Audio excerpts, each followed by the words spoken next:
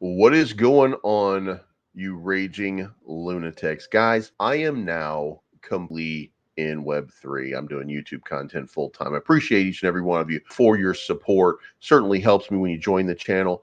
Also helps me that you make sure that you hit the like button and leave a comment down below on these Luna Classic videos. That helps me tremendously. I want to come to you today with great news, but I don't think that I have any great news for you at this moment, because one of the most important things that I owe you guys is honesty about what is about to happen with Luna Classic. Now, we don't really have any big news. We don't really have any kind of fantastic premise, process, anything that really lays out that there's a gigantic move coming. I'll be honest with you, I reached out to Brian Armstrong from Coinbase to ask about having some sort of interview with either him or anybody on his team to discuss Luna Classic. And I haven't heard a response. It's only been a couple of days, but I haven't heard a response yet.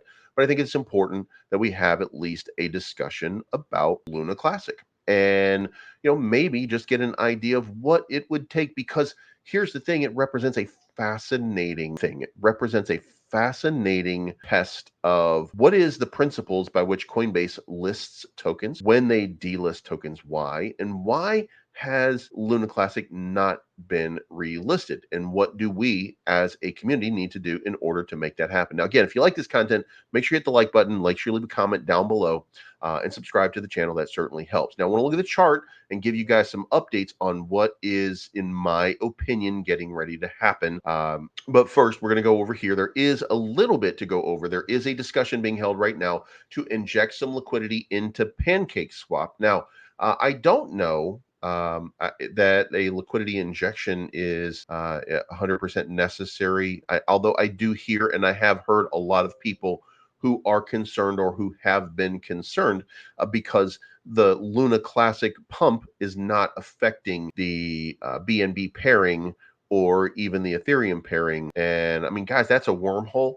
And, the liquidity is whatever you guys make it. So it's not a supported thing. However, it could come up for a proposal. So I just want you guys to know that there is a discussion about the potential for it to be worked on. Now, that said, so far, there is no governance that would do this. We've got another that's doing the we've got to make it 1.5%. None of this work. This is I don't want to be disrespectful to people, but this is silly. This is nonsense. If the leader of Binance, CZ Binance, says whales won't pay a 1.5% tax on every transaction, no matter what you think, because you want your small bag to be burned so that you have more money. You're not understanding the game. You're not understanding the principles. You're not understanding anything about this. So there's absolutely no way. And by the way, if this passes, just to be fair, if this passes, it will be ignored by the centralized exchanges. And it could be that there's a 1.5% tax on, there are places where they would set it. So, if you're doing the swap on station, like maybe you can have that done, but the minimum of transactions are done over here. So this is just people who don't understand the concept, the process, or anything, just making outlandish things because they want their bag to pump. Now you can see over here, by the way, I am still continuing to stake. I'm up to about 15 million staked Luna Classic. Nothing's really changed for me. I got a little bit more than I had before. That's about it. Now, as far as the chart goes, let's talk about the chart real quick. If you saw my live stream, then you'll see the same thing. By the way, we were in a green day, which is why I have a green hue. By the way, I was going to have a green hue on green days, and then all of a sudden, in the time it took me to start this video, $8 billion was dumped on the open market, turning it back red. But I'm not going to cycle through to go to the red. But so there was a big move. We had started to move up to test the 20 SMA, which is this pink line right here. Which you can see this, we started to have that move into this range, and this golden box right here, this is the range that I thought was probably going to be applicable for today. I want to say up a little bit higher into that 200 SMA in a positive sense. But I do think that the cap on this is going to be, I think the 200 SMA is going to continue doing this.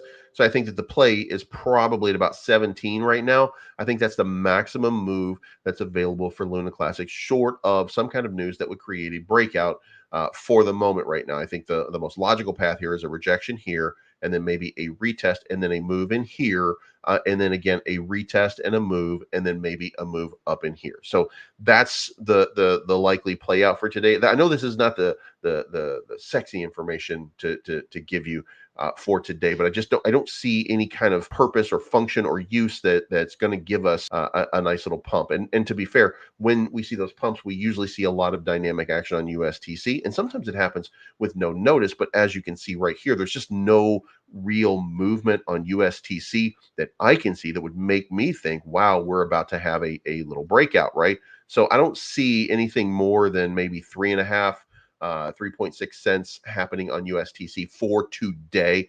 Anything could change at any point. This is just what I'm seeing on the chart right now. So that's what it looks like. So anyway, in summary, we've got a proposal to add some liquidity to Pancake Swap, which I don't think is going to be apropos, but I would understand and stand by it if it came up for a proposal, because I think that everybody should have at least a little opportunity to buy and sell. And I think it would be good for the overall. However, there's no tax on it or anything like that. So, even if this is a complicated scenario. So the best thing that we can do right now is have a little patience and figure out when the USTC to Luna Classic repeg is underway. And look, there's a team devoted to it that's working on it right now. So it's a matter of getting some clarity from them, like what is the process. And don't forget, by the way, when we talk about this stuff, that for right now, I have a partnership with Levi. And what we are talking about right now is the FIRE token. FIRE token, right there. That FIRE token, the idea and the premise behind this is going to be to burn use the funds created from FIRE token in the pre-sale to buy a Bitcoin mining rig. Use that Bitcoin mining rig, which, by the way, it's going to be done in Canada, close to Levi, at 0.02 kilowatts per hour, I think it was, which is a very low rate. So low energy cost and potentially high yield. And if that's the case, then all of the Bitcoin used in that is going to be used for burning Luna Classic. And if that happens, then it could be that FIRE token, as long as it's traded with heavy volume, could be the biggest burner of Luna Classic in the long term. So there are situations out here where we are working on trying to come up with solutions. So if you haven't already, go check out FIRE token. All the information is going to be coming in a video a little bit later on. In the meantime, this is not financial advice. My name's Blaze. I'm always right. Thank you so much for tuning in. And remember, it is only we are only a step away, a real step away from a life-changing pump. And it's going to happen here again. We're going to continue this little run right now. Christmas, it's a little bit difficult to get a pump in Christmas, but if there's one available, it's going to happen.